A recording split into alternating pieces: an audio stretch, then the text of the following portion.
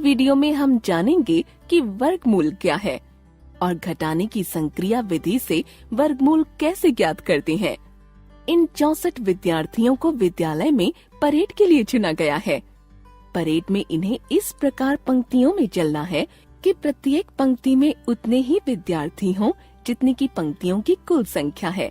यानी कि अगर कुल पंक्तियों की संख्या n है तो प्रत्येक पंक्ति में विद्यार्थियों की संख्या n ही होनी चाहिए। यहाँ विद्यार्थियों की कुल संख्या 64 दी गई है। अगर विद्यार्थी इस तरह एक आयताकार संरचना में खड़े होते हैं तो कुल पंक्तियों की संख्या और प्रत्येक पंक्ति में विद्यार्थियों की संख्या समान नहीं आएगी। ऐसा केवल एक वर्गाकार संरचना में ही संभव हो सकता है। तो इस स्थिति में कुल कितनी पंक्तियां होनी चाहिए? हम पिछली वीडियो में संख्याओं का वर्ग करना सीख चुके हैं। अगर एक पंक्ति में n विद्यार्थी हैं और ऐसी n पंक्तियां हैं तो कुल विद्यार्थियों की संख्या होगी n गुना n बराबर n की घात 2 यानी n का वर्ग, जिसे हम n स्क्वायर भी कहते हैं। यहाँ हमें n का वर्ग बराबर 64 दिया गया है, लेकिन हमें यहाँ n का मान ज्ञात करना है। यानी एक ऐसी संख्या ज्ञात करनी है जिसका वर्ग 64 के बराबर हो। ऐसी संख्या जिसका वर्ग 64 के बराबर होगा 64 का वर्गमूल यानी स्क्वायर रूट कहलाई जाएगी, जिसे हम इस प्रकार दर्शाते हैं। जैसे 2 गुना 2 बराबर 4 होता है तो 4 का वर्गमूल 2 होगा। वर्गमूल स्क्वायर रूट करना वर्ग की प्रतिलोम संक्रिया इनवर्स ऑपरेशन ऑफ स्क्वायरिंग होता है। अभी आपने देखा कि 4 का वर्गमूल 2 है। क्या 4 का केवल यही एक वर्गमूल संभव है?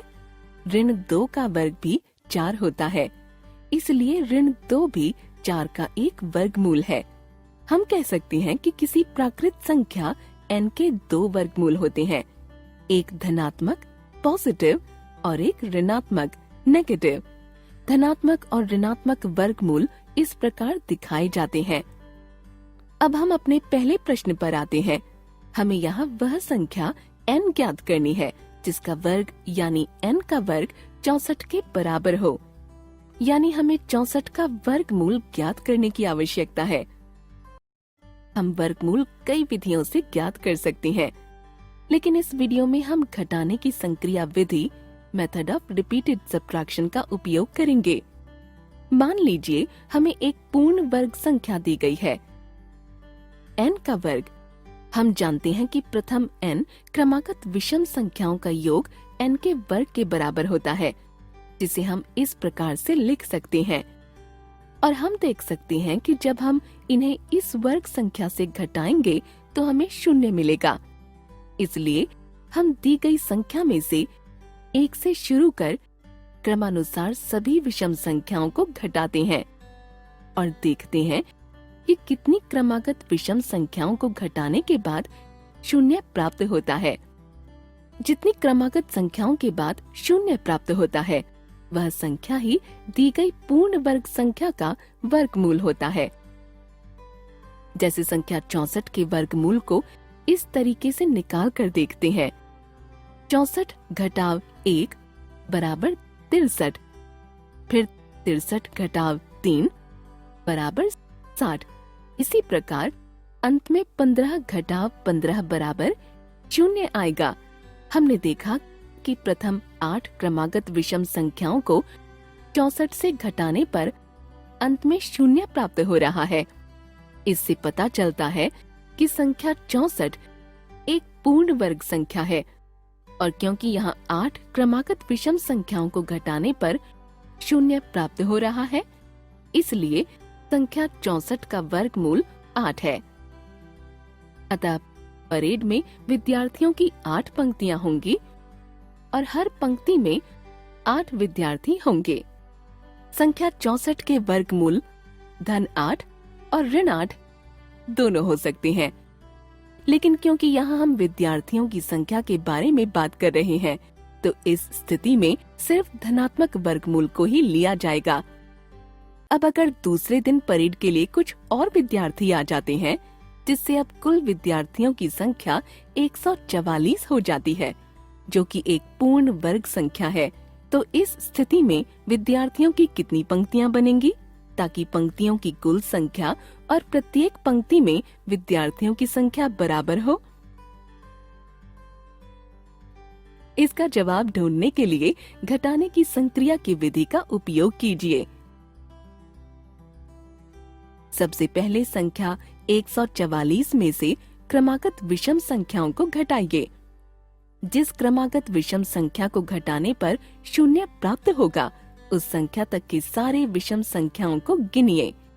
यहाँ 12 क्रमागत संख्याओं को घटाने पर हमें शून्य मिल रहा है, तो संख्या 12 ही संख्या 144 का वर्गमूल है। अतः अब विद्यार्थियों की 12 पंक्तियां होंगी और हर पंक्ति में 12 विद्यार्थी होंगे। इस वीडियो में हमने संख्याओं के वर्गमूल तथा घटाने की संक्रिया की विधि द्वारा वर्गमूल ज्ञात करने के बारे में सीखा। अगले वीडियो में हम इनसे जुड़े कुछ उदाहरण देखेंगे। धन्यवाद।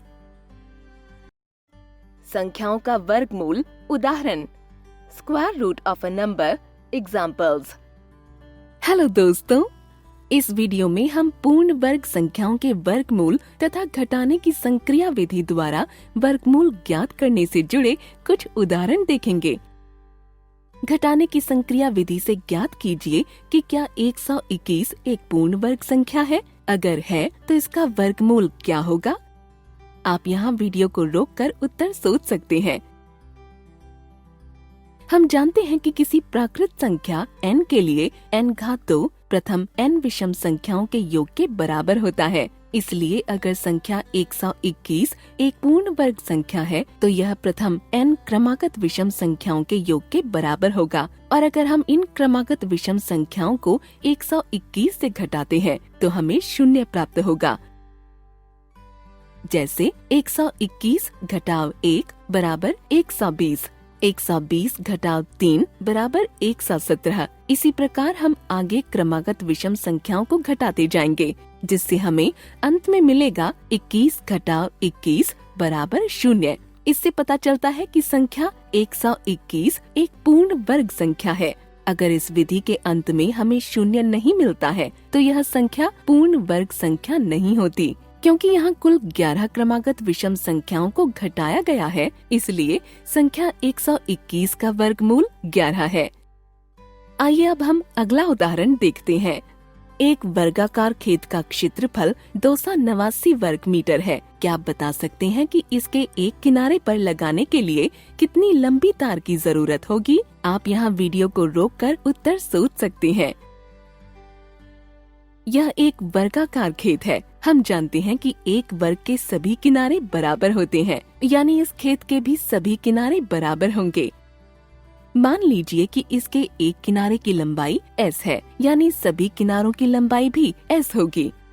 तो इसका क्षेत्रफल होगा s की घात 2। तार की लंबाई ज्ञात करने के लिए हमें एक किनारे की लंबाई यानी s का मान ज्ञात करना होगा। हमें दिया गया है कि वर्गाकार खेत का क्षेत्रफल 289 वर्ग मीटर है, जिसका मतलब s का वर्ग बराबर 289 है। हमें यहाँ s का मान ज्ञात करना है, यानी s बराबर 289 का वर्गमूल होगा।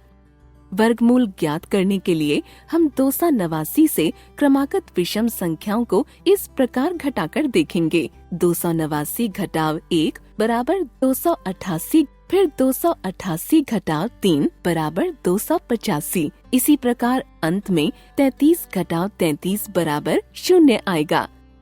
यहाँ 17 क्रमागत संख्याओं को घटाने पर हमें 0 मिल रहा है, तो संख्या 289 का वर्गमूल 17 होगा। अतः वर्गाकार खेत के किनारे की लंबाई 17 मीटर होगी। इसका मतलब खेत के एक किनारे पर लगाए जाने वाले तार की लंबाई 17 मीटर होगी। अब अभ्यास के लिए इन दी गई संख्याओं का घटाने की संक्रिया की विधि से वर्गमूल ज्ञात करने का प्रयास कीजिए।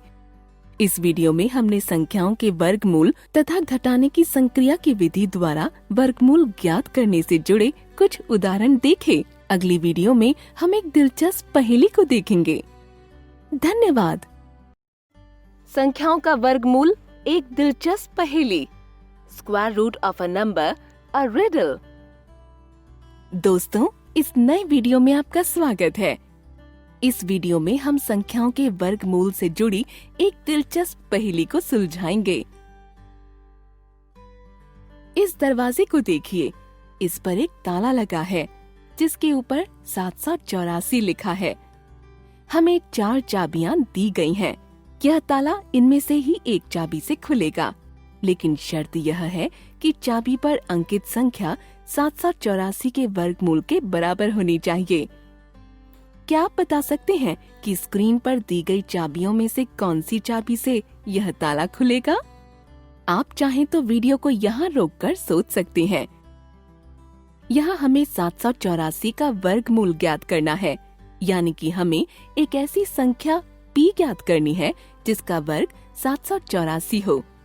यहाँ हम देख सकते हैं कि संख्या 784 एक सम संख्या है, जिसका मतलब है कि p भी एक सम संख्या होगी, क्योंकि सम संख्याओं का वर्ग हमेशा एक सम संख्या होती है और विषम संख्या का वर्ग हमेशा विषम। और क्योंकि संख्या 29 एक विषम संख्या है, इसलिए 29 संख्या वाली चाबी से यह ताला नहीं खुलेगा। अब इन बची 3 चाबियों पर सम संख्याएं अंकित हैं। इनमें से कौन सी संख्या 784 का वर्गमूल है? संख्या 784 एक पूर्ण वर्ग संख्या है जिसके इकाई के स्थान पर 4 है। हम जानते हैं कि जिन संख्याओं के इकाई के स्थान पर 2 या 8 होता है, सिर्फ उन्हीं संख्याओं के वर्ग के इकाई के स्थान पर 4 आता है। इसका मतलब 784 के वर्गमूल की संख्या में इकाई के स्थान पर संख्या 2 या 8 में से कोई एक होगा। इसलिए 24 संख्या वाली चाबी से भी यह ताला नहीं खुलेगा। अब बची 2 चाबियां 32 और 28। अब हमें इन दोनों में से एक चाबी का चयन करना है जिस पर अंकित संख्या 784 का वर्गमूल होगी। क्या 784 का वर्गमूल 32 होगा?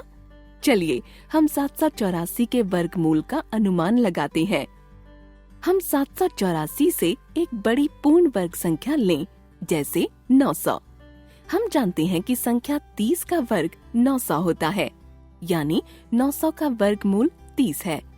क्योंकि 32 30 से बड़ा है, तो 32 का वर्ग 30 के वर्ग से बड़ा होगा, यानी 32 का वर्ग संख्या 784 के बराबर नहीं होगा, बल्कि उससे बड़ा होगा। इसलिए 32 संख्या वाली चाबी से भी ताला नहीं खुलेगा। अब हमारे पास 28 संख्या वाली चाबी ही बची है जिससे यह ताला खुलेगा, क्योंकि 784 का वर्गमूल 28 है। अतः सही चाबी होगी संख्या 28 वाली चाबी। तो इस वीडियो में हमने संख्याओं के वर्गमूल से जुड़ी एक दिलचस्प पहेली सुलझाई। धन्यवाद।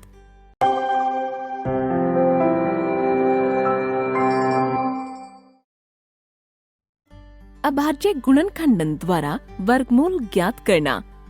Finding square root of a number by prime factorisation. Hello दोस्तों, इस वीडियो में हम अभाज्य गुणनखंडन प्राइम फैक्टराइजेशन विधि द्वारा वर्गमूल ज्ञात करना सीखेंगे। दोस्तों, स्क्रीन पर कुछ पूर्ण वर्ग संख्याएं हैं। क्या आप इन सब का वर्गमूल ज्ञात कर सकते हैं? अगर 4 का वर्ग 16 होता है, तो हम कह सकते हैं कि 16 का वर्गमूल स्क्वायर रूट 4 है। इसी तरह 5 का वर्ग 25 होता है, तो हम कह सकते हैं कि 25 का वर्गमूल 5 है। तो बताइए, अगर 7 का वर्ग 49 है, तो 49 का वर्गमूल क्या होगा? बिल्कुल सही, 49 का वर्गमूल होगा 7। क्या इसी तरह आप संख्या 729 का वर्गमूल ज्ञात कर सकते हैं? हमें सभी पूर्ण वर्ग संख्याओं का वर्गमूल हमेशा याद रहे, यह जरूरी नहीं है, लेकिन हम अलग अलग विधियों से इसे ज्ञात कर सकते हैं। चलिए हम 729 का वर्गमूल अभाज्य गुणनखंडन विधि प्राइम फैक्टराइजेशन मेथड द्वारा ज्ञात करते हैं। इस विधि के नाम से ही हमें संकेत मिलता है कि हमें संख्या का अभाज्य गुणनखंडन करना होगा। इस विधि में हम संख्या को अभाज्य संख्याओं प्राइम नंबर से तब तक भाग देते हैं जब तक हमें कोई अभाज्य संख्या या 1 प्राप्त न हो। इसके लिए हम स्क्रीन पर दिखाई आकृति बनाएंगे। ऊपरी पंक्ति के दूसरे स्तंभ में हम वह संख्या लिखेंगे जिसका हमें अभाज्य गुणनखंडन करना है। चलिए शुरू करते हैं। वह सबसे छोटी अभाज्य संख्या ज्ञात कीजिए जो 729 को पूर्ण रूप से विभाजित करे। वह है 3। 3 को पहली पंक्ति के पहले स्तंभ में लिखिए।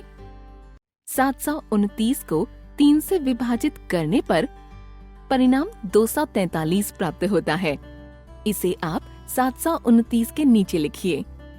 अब वह सबसे छोटी अभाज्य संख्या ज्ञात कीजिए जो 243 को पूर्ण रूप से विभाजित करे। वह है 3।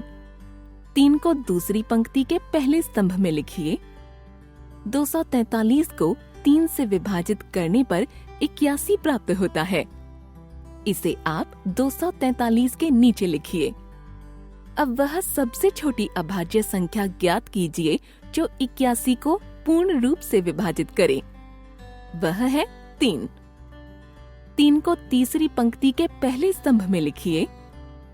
81 को 3 से विभाजित करने पर परिणाम 27 प्राप्त होता है। इसे आप 81 के नीचे लिखिए। 27 एक अभाज्य संख्या नहीं है। 3 27 का अभाज्य गुणनखंड है। इसे आप उसके निर्धारित स्थान पर लिखिए। 27 को 3 से विभाजित करने पर हमें 9 प्राप्त होता है।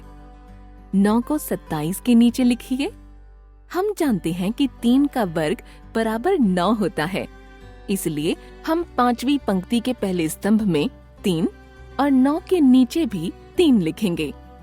अब हमें दूसरे स्तंभ की आखिरी पंक्ति में संख्या 3 मिलती है, जो एक अभाज्य संख्या है जिसके केवल 2 ही गुणनखंड हैं, संख्या 1 और 3, जिन्हें हम इस प्रकार अंकित करते हैं।